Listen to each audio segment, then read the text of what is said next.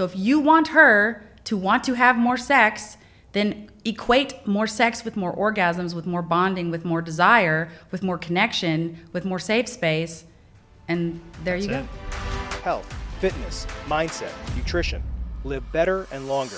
I'm Saad Alam, and let's hone in. I am so excited to have Dr. Laura Purdy here with us today. I feel like I've known you for 3 or 4 years, but this is the first time we're actually meeting. And I'm stoked to have you here. You're going to be talking about what men may feel is very uncomfortable conversation, but you seem really comfortable having it. I mean, we're going to talk about penises, right? And basically every man has one. I mean, generally every man has a penis, and that's what we're going to talk about today. And I don't think there's any reason why we shouldn't be afraid or shy or nervous to talk about the thing which you all have. Let me take a step back. Tell us about yourself. Sure, let me do that. Well, so my name is Dr. Laura Purdy. I'm licensed in all 50 states, and I have been practicing telemedicine for the better part of the last decade. Before that, I was in the Army for 14 years. Whoa. And there's a lot of men's health. The overwhelming majority of the patients that I took care of, because I was in a special operations unit for a little while, and I worked in the Warrior Transition Battalion, which is when soldiers were out processing because they were ill. I worked with so many male patients in the Army. And these are conversations that I feel like as doctors, we have to be comfortable having them because, first of all, it's my job. Mm-hmm. It is my job to show up for my patients, man, woman, or whomever they are, to be available to talk to them about whatever they want to talk about. And if there's one thing that I've learned, is that people want to talk about their genitals, whether it's penis, vagina, or something in between. People need and want to talk about it, which means they need and want me as their doctor to show up in a compassionate, non-judgmental, not weird, not strange, not grossed out way to answer those questions for them. I am sure that you have, I would probably say, helped dozens, hundreds, thousands of men in their families' lives. Because here's the reality. Who the hell do we talk to about it? I mean, you kind of joke around with it about your friends, but you never talk about the problems. No. You can't talk to your partner. You don't talk to your parents. And when you go to the doc, it's really, hey, I came in for something else in the last second. Let me just throw this thing in real quickly. Yes, I have had patients, and it breaks my heart. I have had patients who, for decades, would hide from their partner and give themselves like penile injections, or they're hiding their Viagra, they're hiding their struggle, and it actually makes the problem worse because it isolates them. It makes them feel like there's something wrong with them. There's fear of, what if I get caught? What if my partner finds out? Will they still love me? Will they still accept me? And I feel like we have an obligation to have these conversations with our patients. And what I tell people is, if you can't talk to your doctor about anything that's wrong with your body, much less your penis, then you need to find another doctor. So I'll tell you completely transparently, I've been through this, right? Yeah. When I was 35, I was having a lot of trouble. When I say trouble, I mean like failure to launch, like completely infunctional. And I will never forget talking to my now fiance, and she was like, "Hey, Saad, you're cheating on me." And I was like, "I love you. I'm not cheating on you. It's not you. It's me." And it just becomes so cliche. Yeah. And my doctor had no love for me. He had no empathy for me. None at all. And then it becomes almost like a self-fulfilling prophecy. Like, if you don't have psychogenic ED, you will when you start having those conversations, because now you're like, is it going to work? Is she going to be mad? Why doesn't I feel like something's wrong with me? And then it becomes a cycle. Did you experience that? I kind of call it like a self-defeating negative feedback cycle. You think about it, and then you think about it when you're in the moment. You try not to think about it. You breathe beforehand. You meditate, and all of a sudden you're there, and you're like, oh my God, I'm there again. What's the most common question you get asked by guys? Oh, it's always the size question. Like, how do I make my penis bigger? Can I make it bigger? Will you make it bigger? Does this make it bigger? How does it get bigger? That's all they want to know. But, we were talking about this, is that it's almost never, I just want it bigger because I want it bigger. It's almost always, I want it bigger because I want to please my partner. That's a lot more sensitive. Because they want to be better in bed, or they have a perception that bigger is better, which I don't necessarily agree. And I think my girlfriends, if they're listening to this, they'll say bigger is not always better, because technique is important too. But that's the question they ask, is how do I get more girth or inches? Usually inches. Now, I do have another question, right? Okay. To get a little bit more serious. A lot of guys, they believe that their erections get softer as they age. And I guess the big question for a lot of us, right, because we're all kind of the same-ish age, 40, 45, 50 years old. 38. God bless you. What can you do to improve it? Or can you? Well, this is what I will say. The data will show you that as you age, testosterone decreases. We know that. Not for everyone, right? And let me preface this with the caveat of what I am about to say today, and anything that you hear come out of my mouth is not designed to say this is the case for everyone, everywhere, all penises, all the time, period. Mm-hmm. This is the overwhelming majority, or what the evidence shows, or what I have seen in practice with men who I've worked with. So you may hear something that we say and you say, well, that doesn't apply to me. I'm 85 years old and I'm rock hard like a 22-year-old, and congratulations. But that's not the case for all people that age, right? So disclaimers aside, generally speaking, as you age, your testosterone will start to decrease. And that may mean for a lot of people, and also what we would call comorbidities does increase. So the likelihood that you might have diabetes or heart disease or high blood pressure or be taking an antidepressant or a pain medication, and all of those things I just mentioned can impact your ability to have the raging erection that we know you all want, as you should and deserve to have, the erection of your dreams. But as you age, all of those things decrease the likelihood that you will have that erection of your dreams, right? But it doesn't necessarily mean that with age you will get smaller or softer, but it is a very common experience. I'll tell you, it is really disheartening for a lot of guys, right? Type 1 diabetes, obesity, it is rampant right now. And I've had family members that go through it, right? And the most difficult thing is a lot of the reasons why you can't even get hard anymore are because of the lifestyle behaviors that you have. And they're so deeply ingrained in what we do every single day. And so I guess the question to you is, if you have a guy that's, let's call it 45 years old, maybe BMI of 31, little bit depressed, energy problems, and he's saying to you, hey, Dr. Purdy, I just can't perform for my wife or my partner, what do you tell that person? Well, this is one of those conversations where there is a little bit of tough love. I have absolutely had the middle-aged man with a high BMI who's a big smoker. We didn't even say that yet. Tobacco and alcohol, right? Which makes sense. Mm-hmm. Or even illicit drugs. There are sedatives and tranquilizers and all kinds of things that we do to ourselves that may not give you the erection of your dreams. And the extent to which they're willing to participate in resolving those modifiable factors really can predict how well they do. If they say, I'm not going to quit smoking, I'm not going to quit drinking, I don't want to go to the gym, which a lot of times we do hear that, then what I have to say is, well, there are some medications we can try, but I can't guarantee you the erection of your dreams if you're not going to be willing to do the work on your end as well. Is it crazy to say that, let's say, right, someone comes in, they are a smoker as well too, they say, hey, Dr. Purdy, I'm going to stop smoking, I'm all of a sudden going to start running, I'm going to eat a little bit better. Is it generally kind of a thing that all of a sudden your erection should start to improve? It's not going to be all of a sudden, because it didn't get that way overnight. So you don't develop ED generally. You don't develop ED in a short period of time or in a couple of instances, right? Usually it's over time, progressively, you will start to notice changes. And I don't expect, and you shouldn't expect, that it's also going to reverse overnight. But I mean, that's why. So the second most frequent question I hear is, do I have to take this medication forever? Mm-hmm. And the answer is, it depends. There are some people who maybe they take 25, 50, 60, however you dose it, milligrams of generic Viagra or branded Viagra while they're quitting smoking, while they're cutting back on drinking, while they're getting their blood sugar under control and their blood pressure under control. And then maybe they can wean off of it. But there are some people who do need to take it forever. And we won't really know until we go through that process together of doing it, and like you being an active, willing participant in your own wellness to live your best life and have your best erection. So yeah. I will also say this too. The thing I've noticed with myself, and I know this is a little bit of TMI here too, but that's the reality. Like, hey, that's what just we're here to do, is just give it all there, yeah. what I also noticed that there was so much of the mental hang up in my head that when I'm getting ready, I need to make sure I can be ready.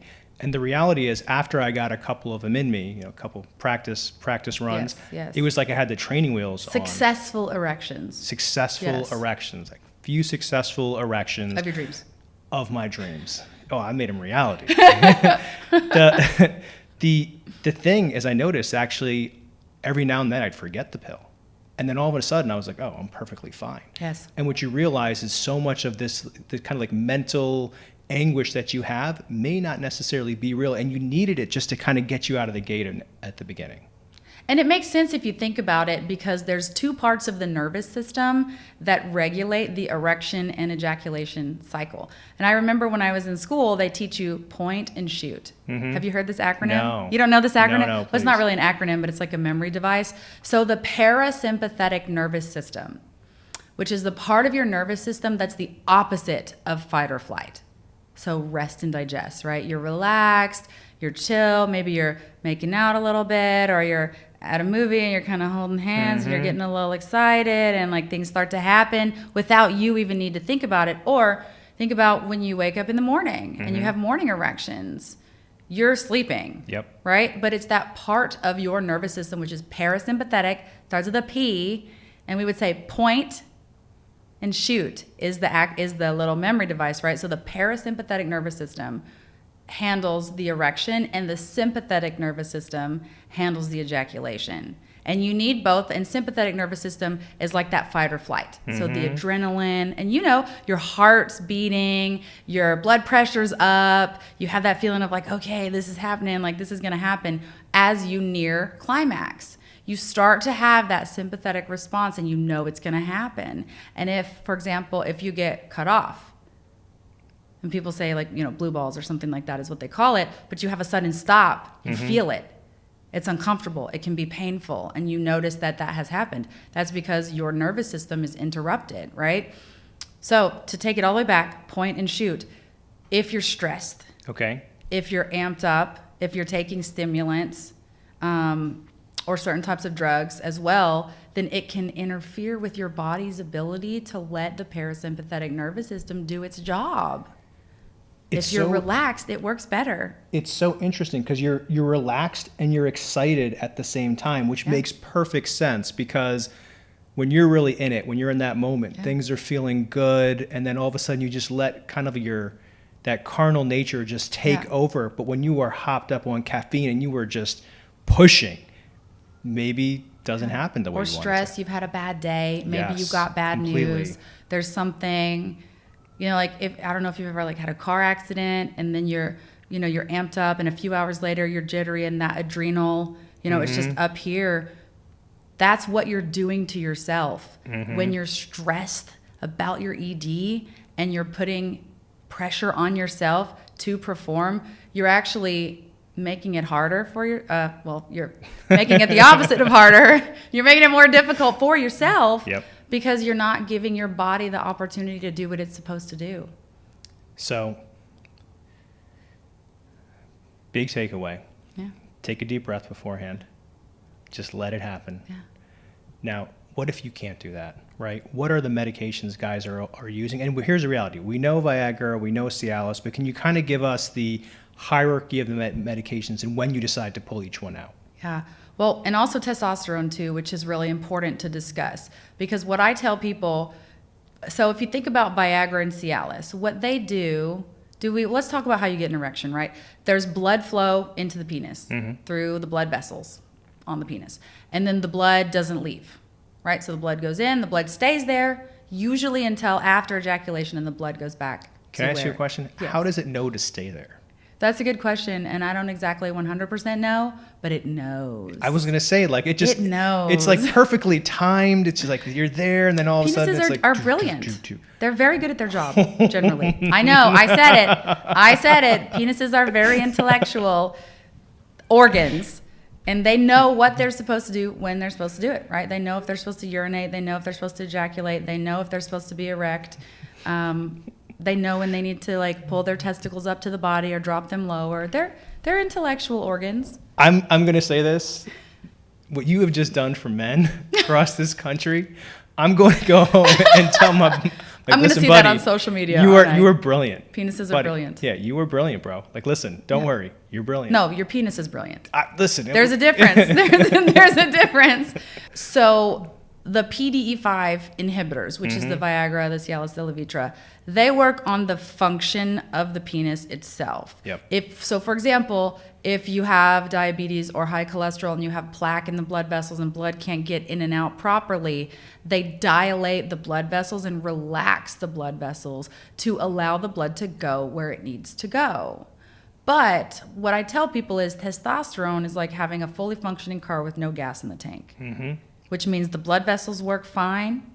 You don't have high blood pressure. You don't have high cholesterol. You don't have diabetes. You have no hardening of the blood vessels, which is different than hardening of the penis, right? Because if you have hardening of the blood vessels, you don't get hardening of the penis. So hold on. I just want to make sure we understand that. So if you have hardening of the blood vessels, it means that the blood vessels are not willing to expand to let the blood go into it. To let the flow. So it's almost like putting your finger over a garden hose. And it kind of cuts off the flow and you don't get as much blood flow, right? So testosterone is really important because it's like having a car that's 100% functional but has no gas in the tank. And you can throw Viagra, Cialis, Levitra. You can give people all of those, combo pills, compounded pills. You can do it all. But if you don't have enough testosterone or you have low to no testosterone, you will have a much lower success rate because you do need to have gas in the car. It's funny, our guys, they say the first thing they'll tell us after like 3 weeks being on medication, they'll say, first, I'm sleeping better. And I woke up with morning wood for the first time in like 5 years. Yes. And it is such a huge source of joy for men across the country. Tell me a little bit more about why do you need testosterone to actually have an erection? Yeah. So testosterone is the primary, what we would call androgenic hormone. It is the male hormone. Do women have it too? Yes, of course they do, right? But men have it in a much higher proportion. And testosterone is really required for a lot of what we typically consider more of the masculine functions, right? So energy, muscle building, like, bulking, libido, erections, the ability to engage in sexual activity as a male. You mentioned depression, right? So mood, energy. We hear a lot about fatigue, poor sleep. Even some of their labs, like some of their blood work can be off, right? And as a person with a penis who has male hormones, you need to have it for all of that to function properly. Is it crazy to say that testosterone is arguably one of the most important hormones for a man? Because it helps us, it almost sounds like, right? It probably helps with the parasympathetic nervous system or sympathetic nervous system. It gives us energy. It helps with erections. Can you think of a more important one? I mean, I'm hesitant to place judgment on the importance of hormones because they all have a function, right? They all have a function. We need our adrenal glands to work properly. We need our thyroid glands to work properly.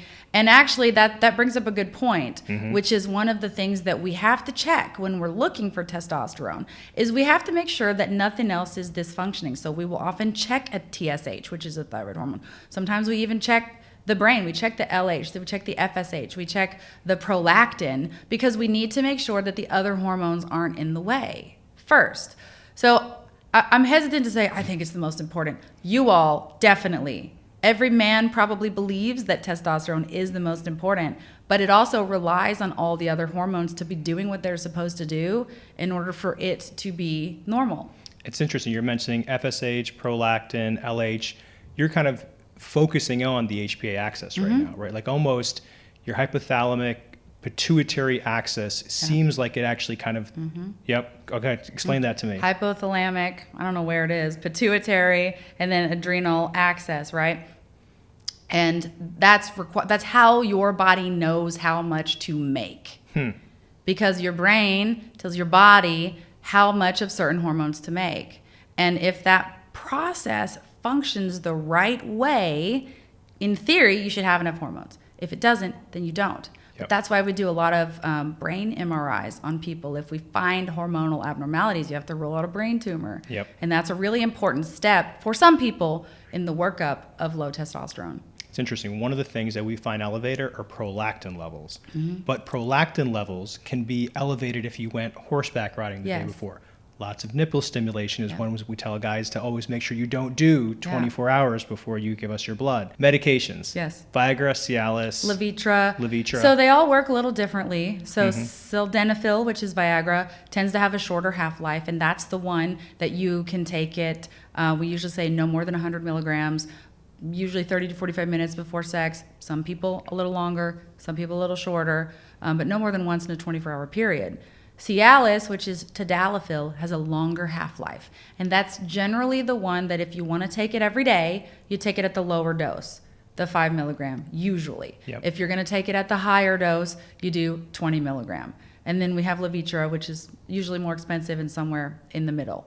Most men will try to find a way to take as much medication as they can. But what I tell them is there's a reason why there's a limit. There's a reason why there's a maximum dosage. And if you're going home and taking 140 milligrams of sildenafil, which I've heard that a lot, that's unsafe. There's a reason why. There's a limit. And if it's not working for you, then we need to start to explore other options or figure out why. What happens if you take 140 milligrams? For the guys that do it, they say it gives them the erection of their dreams. But you have to be careful about drug interactions. You have to be careful about dropping your blood pressure too low. That's really the biggest risk because these dilate blood vessels and they can really drop your blood pressure and it can be dangerous. You could pass out, you could get dizzy. It could cause heart attacks in people who have known coronary artery disease. It can cause chest pain. And it's really important to be responsible consumers of these medications so that you don't get hurt. How often do guys who take 140 milligrams have a priapism? Is that how you say it? Priapism. An erection lasting greater than 4 hours. I don't know, because usually what happens when I find somebody who's doing it like that is I let them know immediately this is not safe. You've got to stop. And we either get them on a lower dose or find them somewhere else to go if they're not willing to change, because I can't in good conscience prescribe when I know that someone is taking it unsafely.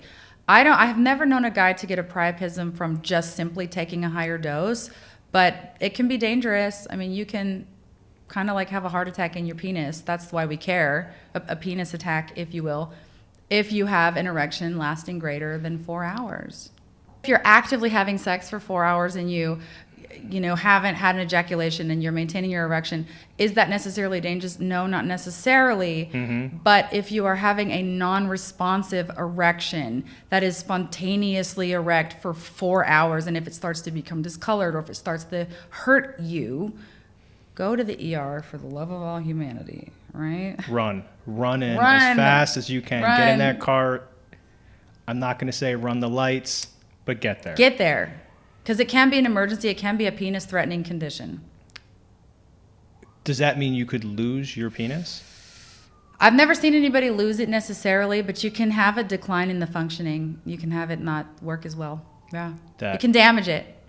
And it's really damage to the blood vessels. Is that probably the right way to say it? To the tissue, to the erectile tissue and the blood vessels, yeah. And let me go back to another thing. You said you can take tadalafil 5 milligrams or 20 milligrams per day. What's the difference? Well, so 5 milligrams is the daily dose. So some people, because, I mean, you heard what I said, right? You take it 30 to 45 minutes prior to intercourse. Sometimes that can be a barrier if you want to be a little more spontaneous.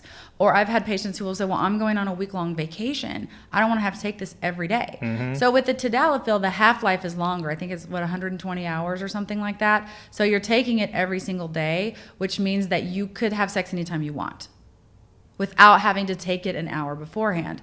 But you can also take tadalafil in 10, 15, or 20 milligrams an hour before. Yep. So you can do either one. I don't recommend doing both. When you take the medication every day and it's not breaking down out of your body with the fastest speed, then the medication starts to build up over time. And you have a higher, steady level of the drug in your bloodstream. So if you're taking medication on top of medication, you run the risk of having too high of a dose and then having side effects, whether that's nasal congestion, facial flushing, or passing out. It can be any and or all of the above. Don't people take tadalafil for almost preventative reasons as well, too? I've heard of that. I know people who will say they take it as like a pre-workout, or they feel like it makes their ADHD better, or gives them less brain fog. But I haven't actually seen nice data that allows me as a doctor to say, yeah, I recommend doing that. I haven't seen it in practice. I recently saw a company advertising sildenafil plus vardenafil for improved brain functioning because they said it increases the total amount of blood getting to your brain. Brain. Or brain. 'Cause we know where we know where the brilliance is now. We've established the less intelligent brain. Brain or brain, you know, the less brain. Again, I haven't. That's got to be an off-label use, and I think you have to be really careful about how you market things. Yep. Right? Because if they're marketing it as such and the evidence isn't there, that's a really tricky ground to walk on. Yep. All right. So there are 3 pills. Kind of talked about them. What else is there? Well, we have testosterone, which we talked about, which is more of a root cause, right? And then I think it's also relevant to talk about the treatments for the psychological ED. Because I have had patients who even the medication is not enough to overcome, and maybe it's because you have PTSD. Like maybe you had an assault or a trauma or some sort of physical situation in your life that has resulted in some sort of a mental or emotional response.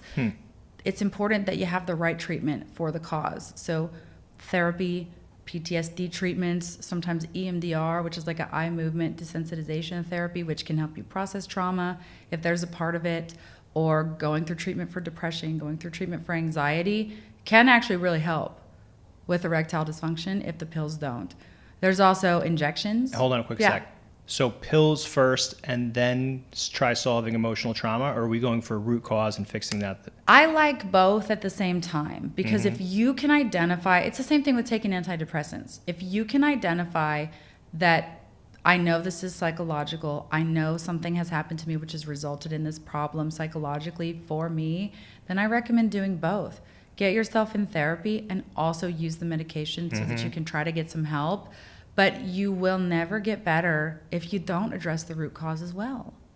So I want to actually make sure I understand this, right? Because tons of guys think that therapy is like, it's almost like the flag of death. No. Talking about your feelings and emotions, like that's just for really weak men. And no. I mean, tell me about that. I wish I had a panel of women right here because therapy's sexy. Are you kidding me? I would imagine that especially if it's causing problems in the relationship and you know that it's something that needs to be working on, I would say going to therapy is sexy. Like, baby, I know this is a problem and I'm going to go talk to somebody about this because I want to heal and I want to get better and I want to have the erection of my dreams and rock your world. I mean, what partner's not going to be like, let me drive you to therapy and take you out for ice cream afterwards? Like, but you got to do it. You got to do it. It's not shameful. It's actually just as honorable as seeking healthcare for your penis. It is just as honorable to seek healthcare for your mental health because you're working on being your best self. You know, I tell people this all the time, right? I have a therapist, I've got an executive coach, I've got a dietitian, I've got a trainer, and frankly, if you said I could only keep one of those things, I'm keeping the therapist all day long because 100%. Just being able to talk about what's going on in your life and have a objective third party listen to it and be like, hey, listen, Saad, you might be being a little bit narcissistic in this particular case. Yeah. It's not all about you. Think about all these other people. And it just teaches you to be so much more empathetic in the process. And it teaches you also how to be better with other people, right? And so I guess if a guy is, because let's be realistic, right? A lot of this can be solved with medications, but a lot of it can be solved with therapy. Yes. How do you even get started in something like that? Well, I think it's important to find someone who is just like a relationship, is a good fit for you, who has experience with what you need help with, and also that you feel safe with. It's okay if you have to fire 5 therapists before you find the one that is right for you. It's worth it because it's a therapeutic relationship and you need them to help you. You're paying them to help you. So even if you have to shop around, do it. And then you said there's some other treatments, shots. Oh, right. So you can give injections, right? There are certain types of injections that people can give themselves. We talked about penis pumps, right? Which is an external, sort of a vacuum device that pulls blood. And I think that's the one thing that I think if anything makes it actual bigger, it's that, because you're kind of exaggerating the engorgement. It sounds painful though. Like, what is that even Nobody's like? ever told me that it's painful. I've never heard that it's painful. No. What's the process like having that done?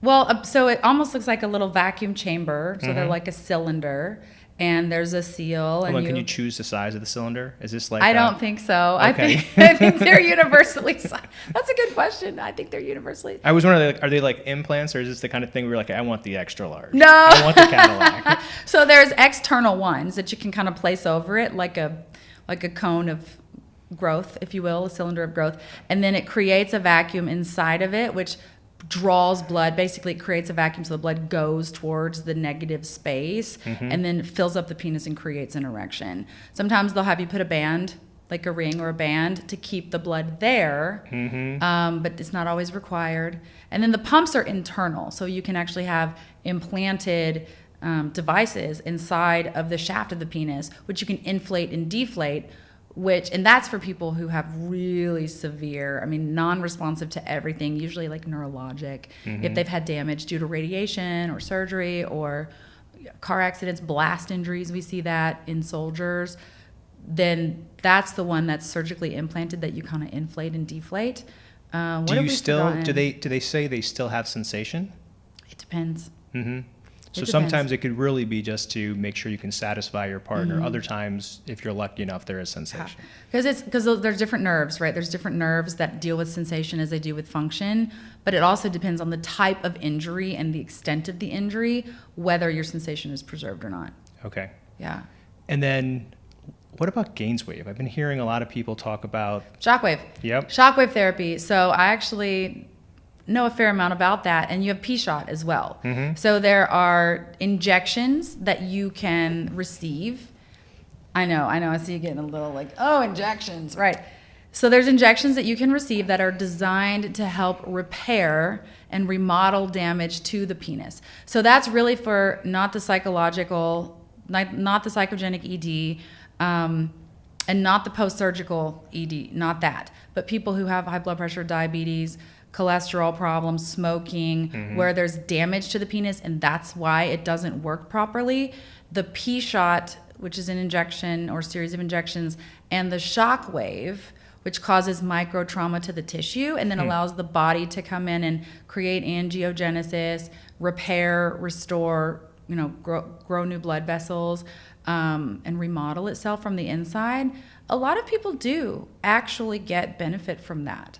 It can be expensive, though. It sounds really fun. It sounds painful, but like the fact you're telling me I could remodel my penis as I get older, and it sounds very much natural in terms of how my body's going to repair it. Is it? Let me say, what's the efficacy rate? I don't know the statistics off the top of my head, but I've been affiliated with a couple of clinics that have done that in the brick and mortar side, and I would say it depends on. Lifestyle changes are also a factor too, though. Like, you still need to be willing to stop smoking and get your blood sugar under control and get your blood pressure down in conjunction with repairing the penis. So it kind of depends on the human input as well. We did an AMA with our community, right? We had all these random questions. It was arguably probably the most engaged guys have been because they haven't been able to ask a lot of these questions. And so it may feel like I'm just kind of shooting them off, but I think that you are changing the world one penis at a time. That's right. Can men get yeast infections in their penis? Of course they can. Oof. Yeast doesn't care where your skin is. Yeast loves living on skin. It loves living in warm, moist environments. So you can get it, like women can get it under their breast. People can get it in their groin. People can get it on their feet. But you can also get yeast or fungal infections kind of anywhere on your body, right? And your penis is skin externally. So sometimes it can be like a balanitis, which is like an inflammation of the skin around the glands. And especially if you have a foreskin, still, you can get a lot of yeast in there as well. But it's treatable. You can do topical antifungal. You can do oral antifungal. If it's in conjunction with a partner who also has a yeast infection, which is not always the case, then the partner should be treated too. And also, it's worth saying, just because your partner, especially female partner, has a yeast infection does not mean you need to be treated. A lot of men ask that. My girl's got a yeast infection. Give me some fluconazole. And it's uncommon, but can and does happen, and you don't need to be treated just because she is. lots of implications there. Yeah. Lots of implications, what you can and can't do. As a guy, you want to be sexual with your wife probably, I don't know, 14 times a week, some large number. That's twice a day, ladies. I can tell you this, guys definitely probably think about it far more than that. But the reality is we've got to be smart about how we introduce the topic. And by the way, life gets difficult. You've got kids running around. You've got work deadlines all the time. What's the best way that you can kind of, I would say, create the right situation for that to happen more often than not? My advice is to stop thinking about yourself so much.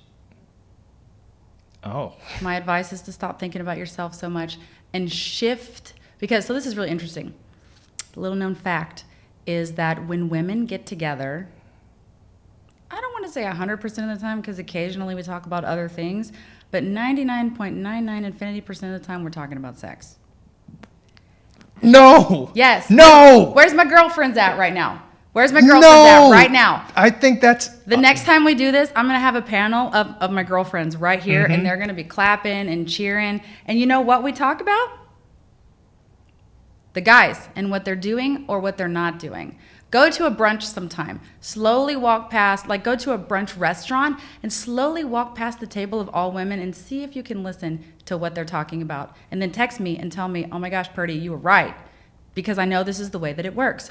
Women want to be sexual in the confines of a healthy, safe relationship where they have their pleasure prioritized.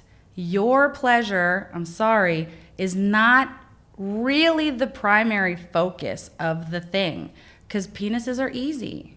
They have one job, they have one orgasm, they have one function, they are like a light switch. Yep. That's true. Vaginas are like a light rave with colors and sounds and pulsations and a million different ways to make a vagina function. But penises are easy.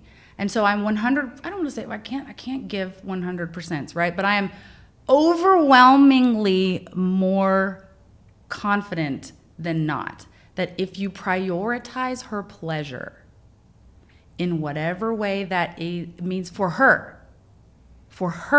But hold on a second. Then it's a reward system. How do you do that? Like, do you send her a text that says, "Hey, I'm gonna take care of you tonight"? Is that 100%? Yeah. She needs to have exponentially more orgasms than you. Let me get my phone out. Okay. Exponentially more orgasms than you. And if she's not, I would say, I wish my girlfriends were here. Okay, ladies, I'm going to say like a 8-to-1 ratio. 5 to 8. 5 to 8. You know what? I'm thinking of my one girlfriend who says like 2 to 3 is enough for me. So let's say 3 to 8 more times more orgasms than you. She needs to live a sex life of pleasure, and she will be glad to do it 14 times a week. You will have trouble keeping up with her. You will need more refills on your medication if what you are more concerned about is her experience of pleasure in whatever way that means to her. That's the secret. That's 70 orgasms a week. That's what I'm thinking of, 5-to-1. Like, hey. But think about it, right? And you don't have to get, and what you will find is that if you unlock the key to her pleasure, and you make sure that she is abundantly satisfied, which the only way to find out is to ask her. Well, that's uncomfortable too. It's not. Only if you make it uncomfortable. What do you say? Like, what do you want? What makes you happy? What am I doing wrong? I would say scale of 1 to 10. How happy are you with the amount of pleasure you receive in our relationship right now? Okay. Judgment free. Let her tell you. And don't be offended. Don't be offended. Ooh, that's hard for us. Don't be offended, because it's not offensive. If you've never asked the question, then how can you expect to be doing it right? That's a scary question to ask. But you can't take it personal. If she's not 100% satisfied, then I guarantee you she wants to be asked.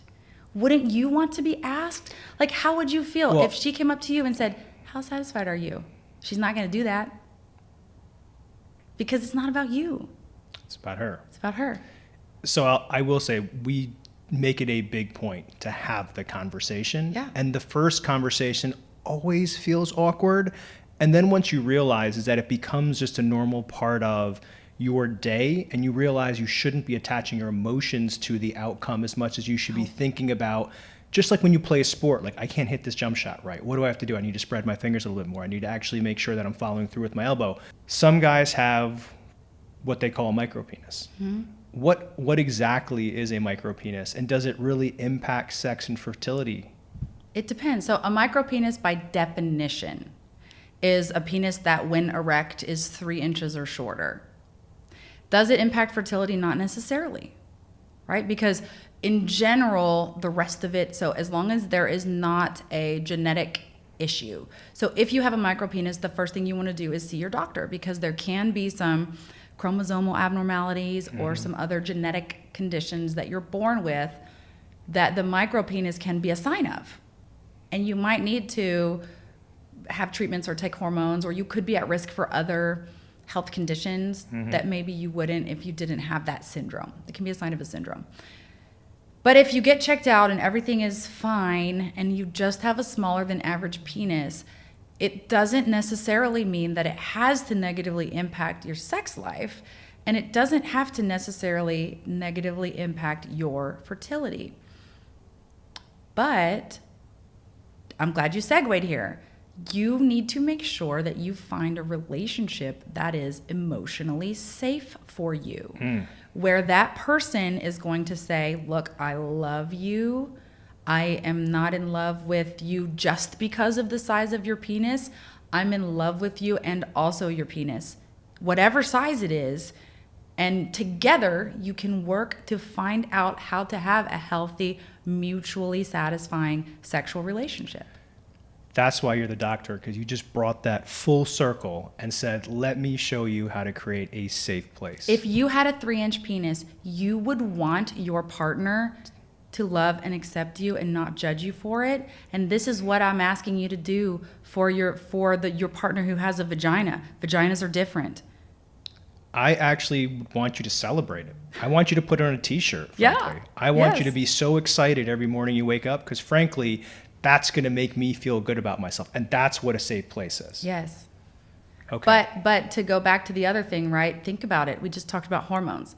Oxytocin, prolactin. I'm going to give you the cheat code. The more orgasms you give her, that's a hormonal feedback loop, right? And those are the bonding hormones. Those are the arousal hormones. And ladies, gentlemen, you can become conditioned to want to have more sex by having that positive feedback loop of abundance of orgasms. I don't think it's a fair question, though, to say which is more sensitive, because how could we ever know? We could never. I mean, like I said, I know which one I would prefer to have. And the fact of the matter is, clitorises can have more sequential orgasms than penises can. So perhaps it is safe to say that maybe does that equate to scientifically more sensitivity? I don't know. It probably has more to do with the nervous system, like what we were talking about, and the response cycle, being able to not have a refractory period, which is what you call it. Like in a guy, when you have an ejaculation, then usually your erection goes away, and it takes a little bit of time for you to have an erection and another ejaculation. That's called a refractory period. People with clitorises tend not to have that as much. So you could argue that one is more sensitive than the other, but it's hard to know because not many people have both. I mean, it just sounds like an anatomical gift, if I'm being honest. I do say thank you often. Thank you. And also, you're welcome. I mean, right? Well, it's a gift for the partner, too. I was going to say it is, right? You can pleasure your partner. 5 times to 1. God bless. 3 to 8 times to 1. We'll say. 3 to 8 times to 1. Let's get the God standard bless. deviations in there. All right. And hold on. That actually just set the bar. But when is sex over? What is the answer to that question? When is sex over? I think sex is normally over after the guy finishes and his refractory period kicks in. He does the rollover. Where's my panel of ladies? Ladies, when is sex over? When the woman is when ready. She says it's over. Oh. Okay. That's the answer. It's not about you. Because it will ultimately be about you. Mm-hmm. What does that mean? Like, that sounds like some woo-woo. It's ultimately going to be about It's me? not about you. It's more about giving than receiving. Because if you focus on giving, and this works for both sides. Mm-hmm. This works for both sides. Like, we're joking a little bit, and I don't mean to sound hateful towards those with penises or, you know, projecting a sense of entitlement on people with vaginas. But the hard fact is, heterosexual women have the least amount of orgasms than any other demographic. I'm looking at the camera. Than any other demographic in society. So while you can go 3 to 8 more, they're not. Okay. So that's why I say shift the focus. Part of the problem is that the focus has been, we are a paternalistic society. We have been a penis-centric society since the origin of this society. I mean, that's... And I challenge you to stop thinking about your penis so much and think about how to close the orgasm gap, is what a lot of people will say. Be a part of the solution and see if that doesn't then, in return, allow you to benefit more because your partner is more satisfied. All right. So listen, in addition to there being a national Dr. Laura Purdy holiday, there's going to be a let's close the orgasm gap Close month. it. Because, hold on, it's better for both people? Yes, it is. Better for both people. Yes, it is. I would love, you know what? I would love to have a panel of men. I would love to have a panel of men who fall into that. She's having 3 to 8 more times orgasms than you. And I would love to hear them talk about how much better, I'm putting words in their non-existent mouths, how much better their sex lives are and how they're having more sex than they ever have in their lives, maybe even more than 14 times a week, I would bet you, because that's what they're doing, is focusing on their partner's pleasure, giving. Well, I guess here's the thing, right? I think guys, a lot of this, to your point, is so deeply steeped in culture because we are a very paternalistic society that probably has some element of machismo in it, right? Yeah. And so there is a More lot than of... some element. Okay. There's a massive element. Okay. Yeah, let's call it like it is, right? We're here to talk about it. It's almost like you have to break away from some of your old beliefs and move towards a new set of ones. And that, frankly, takes time. But then let's say we can do that. Let's say we're 100% there and we're saying to ourselves, like, look, 3 to 8, that's what we're going for. How the hell do you even last longer in bed? You will. That sounds like a Miss Cleo answer. You would think. So, good question. How do you last longer in bed? Number one, if you are having sex more often, then you will last longer in bed. Right? Because you talk about refractory periods, and you talk about it takes longer to get aroused, and it takes longer to ejaculate. Mm-hmm. So if you're having sex more often, more likely than not, you will last longer.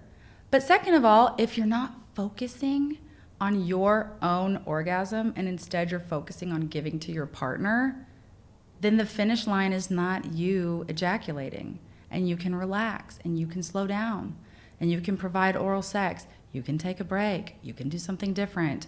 And I think a lot of people that I've talked to, they find that if the focus shifts from I am going to insert and remove my penis rapidly over and over again until I ejaculate because that's the end point of this encounter, and they focus more on the connection and the experience and the pleasure, then it does take longer. Or you can take medication, right? Like, some people, they take Viagra because it actually can slow down premature ejaculation. Some people take Zoloft because it can make them last a little bit longer. Mm-hmm. But within the experience, simply being more present and not paying so much attention to what your penis is doing. That's the battle. Focusing on her or your partner, whomever they are, but again, focusing on her, it will take longer.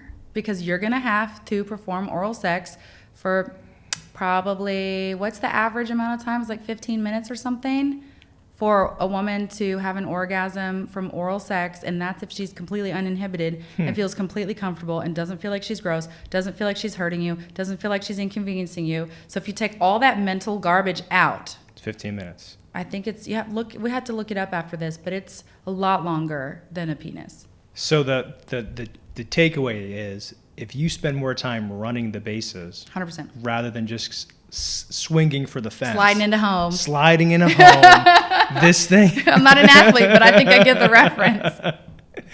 It'll work out better for you in the long run. Yes. Okay. So another question though, right? A lot of guys, they like masturbating. Sure. Right. Do you think, and there's a lot of girls do too, by the way. God bless. There's like this, it's kind of like when you go to the gym, when you work out and you're kind of get under a bench, the more you bench, the bigger your chest gets. Is it the more you masturbate, the better you are at maintaining an erection or having a stronger libido? Well, gentlemen, I'm sorry to report that you don't have muscles in your penis. It's just, well, it's just a big brain. It's just a big brain. It's your brilliant brain. But it doesn't quite work like that. Okay. Now, I do agree with you, with kind of like a use it or lose it mentality. It is a body part that needs to be utilized, and it has a function that it needs to be allowed to perform. Mm-hmm. Of course, they're blood vessels. They expand, they contract. It's erectile tissue. You need to be using it. And again, can there be use cases where if you have had nerve damage, or if you have had something that has happened that has caused you to malfunction, or if you have severe psychogenic ED that you can't even have an erection from masturbating, can it be therapeutic? Absolutely. Does it have to be harmful to a relationship? No, it doesn't. But can it be harmful? It could, but it could also be helpful. Mm-hmm. But I think it's important, if you are in a relationship, to be having those conversations. Don't be weird about it. It's a body part that has a bodily function. And if you want to have a sex life, then I would encourage you not to exclude your partner from any part of it. Now, I know there are movements about like sexual privacy, and I get that. Everyone is entitled to privacy, but I do feel like partners are also entitled to open communication. And if it's something that your partner's worried about, or if it's something that you're worried about, or if it's something that you're thinking about, have the conversation and be willing not to judge. What's your take on, and I feel like I'm saying a lot of things that are in guys' minds, right? Let's say do it. You want to go 14 times a week. Yeah. You've tried creating a safe place, but honestly something horrible happened for your partner, or their mind is in a different place, and you kind of say, hey, look, I'm going to sleep on the couch tonight. But what that really is code for is I'm going to spend some time helping myself. Yeah. Do you tell your partner that?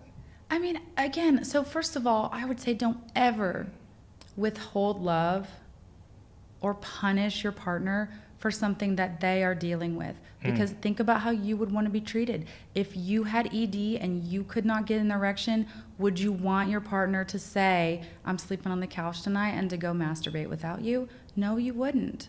You would not want that to be done to you. But I would bet you that you would want your partner to have a conversation and to say, I get it, but you know what? Our sex life is not just your ability to have an erection. Our sex life is just not a number. It's not the 14 times. Are you satisfied? Are we okay? Make sure that there's nothing there that needs to be resolved. For example, I know that my body will not respond if I've got some sort of emotional thing going on. I cannot override that. I cannot. And so to have that conversation, to say, here's what I'm feeling, here's what I'm thinking. And for you to say, I'm not saying it has to be 14 times a week, but I feel more satisfied and I feel more connected to you. That's the buzzword. I feel more connected to you if we are doing this more days than not. But I want to make sure that you feel as connected to me as I want to feel connected to you. It's interesting because, right, it's about a connection. There's an element of, taking what Dr. Purdy says, writing it down, and then saying it, and then meaning it. Yeah. Right? You got to mean it. And the cheat code isn't just say these things, guys, and life will work out a lot better. It's you have to actually go deep inside and think from both an intellectual and emotional level what these things means for your partner, right? Because everyone's partner is very different. Partner is different. And you have to know how to be realistic and sincere when you're approaching these conversations. But I promise you they want to be connected to. They wouldn't be in a relationship if they didn't want to be connected to. But let me also bring it back to this. Let's say you have that conversation, I want to be connected to you, baby, but she says, look, I'm just not feeling it tonight. Is the next thing to say, because I can see how my fiance would say, you're trying to CEO me right now. You're trying to like use logic on me. Well, listen, baby, I want to feel connected to you, but since you can't, then I got to feel connected to something. Right? This is how I would approach that. And honestly, you can be honest, right? So if you're listening to this show, you can say, I was talking to a doctor today, and I heard a few things that made me really look inside myself and think that I kind of want to at least find out if we should be doing some of this. Here's the things I've heard. And again, don't make it about you. Here's the things I've heard. What do you think? Can we use any of this advice? Watch this with me. Listen to what she's saying. Does any of that apply to us? Do you think? Instead of coming in and mansplaining your sex life to her, let her tell you. Let her tell you, and don't put her in a defensive position, right? Say, I really want to know, does any of that apply? If I sincerely did that or said that, would that help? Would that move us in a direction? Because I want to be satisfied, but I want you to be satisfied. And if there's anything I can do to resolve that, what do you think? Is that relevant to us? That's a hell of a script. Because I think as guys... Stop making it about you all the time. Well, the thing, there's more than that, right? It's like you almost don't know how to have the conversation because it forces you to use a part of your brain that you don't generally access, right? Because in life, we're very much drive, fix, mansplain. Yes. And you're basically saying, like, you have to literally say, it is not about you. This is about understanding what your partner really wants. And frankly, a lot of us as guys just haven't run our life that way. Our relationship's not like that. And so it is a complete shift of your mindset. And it's okay to say, I want to have a conversation with you that I don't really know how to have. Hold on. That's actually the key. That's okay to say. Yep. It's humble. You're being humble. You're being vulnerable. But doesn't it make you look weak? Where's my panel of ladies? No. What makes you look weak, it makes you look brave. What makes you look weak is defense mechanisms, avoiding, pretending like issues aren't issues. Avoiding is a big one, though. Refusing to talk about the problem, refusing to listen to what she has to say, because you're devaluing her, you're minimizing her, you're dominating her, and not in the fun time way. And you know, no, it's actually very brave to say, here I am, I'm exposing my heart to you, my partner, whom I trust, who I share a sex life with. I want to talk about legitimately how we make it better together, but I don't know how to have that conversation with you. Will you help me have that conversation with you? And you know the best part about this whole conversation is that it probably sounds a little scary for other guys. Yeah. But the reality is you're actually giving us the cheat code for, if I'm being honest, I'm telling you, almost getting what you want. Yes. Right, to a certain degree. Yeah. And I think it's going to be a shift for a lot of guys. But here's the other thing. I think a lot of guys are now starting to do this. They should. Right, which is let's have the conversation together per se. You both want the same thing. You say you get what you want. You will both get what you want. You both want the same thing. I promise you, unless there's one of those extraneous factors, you want a happy, healthy, mutually satisfying, pleasurable sex life. And whether that means Viagra or whether that means 3 to 8 times as many orgasms, whatever it means, you both want the same thing. I promise you. Walk past the brunch tables and listen. I'm literally going to do it every single, like it's going to be a thing now. My fiance, where are you? I'm just at brunch. I'm just listening to the ladies at brunch. What? All right. Weird last question. So we can kind of end on like maybe a lighter note. Yeah. What's your take on prostate milking? Prostate milking. So prostate milking is basically massaging the prostate in order, so you say milking, right? In order to get some prostate fluid to come out. Now, in the sexual context, prostate massage can be something that can contribute to stronger orgasms, and it can feel pleasurable. In the clinical setting, that's how we produce a little bit of prostate fluid if we need to culture it and see if you have prostatitis or an infection, although oftentimes simply touching an infected prostate is, you'll know. I mean, there's no question, really.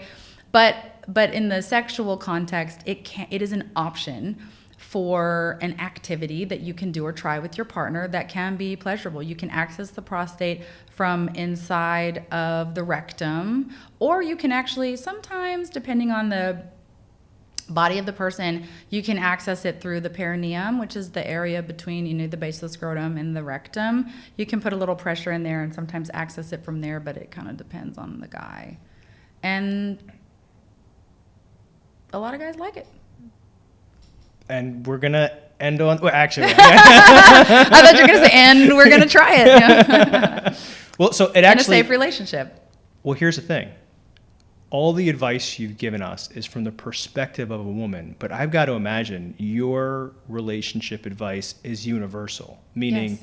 whether you have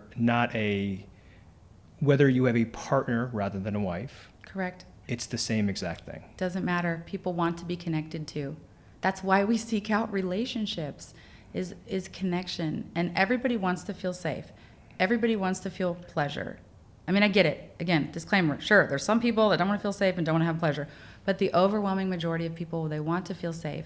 They want to feel like their partner is being honest and open and vulnerable. And they want to have that satisfying relationship. And every woman is going to want to have 3 to 8 times more orgasms than their partner. But you're right. These are universal suggestions on healthy interpersonal dynamic. Okay, so we are going to end it this way. You got one piece of advice for guys, one. And it's not, hey, it's about her, because honestly, we know that. We know that now. Yeah. What's the one piece of advice for guys that are having problems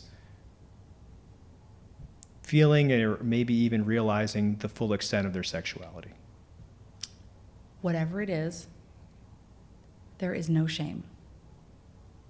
That is your sexuality, and there is no shame. If you need help, there's no shame in asking for it. If you want to try something or do something, there's no shame in asking for it, because it's your sexuality. It's your body, it's your heart, it's your mind, it's your desires, and it's okay for you to own that and do what you need to do to feel good about it. Boom. That is so beautiful. And listen, Dr. Laura Purdy, we love you. I can tell you right now. I love you guys. That's why I'm here. That's why I'm here. This was magnificent. We really, really appreciate you. And I think you did such a great job of taking what's really a difficult topic for guys and adding education, fun, and also, I would say, sincerity to it. So we thank you as men. Thank you. And also making us feel great about how brilliant we are. You're brilliant. Orgasm. What did we say? Erection of your dreams. That was fun. Thank you for having me. And let's talk again sometime. I mean, I feel like this is just the beginning, and there is so much more to say, and there's so much more that needs to be said and that is wanted to be said. And let's talk again. Let's do it.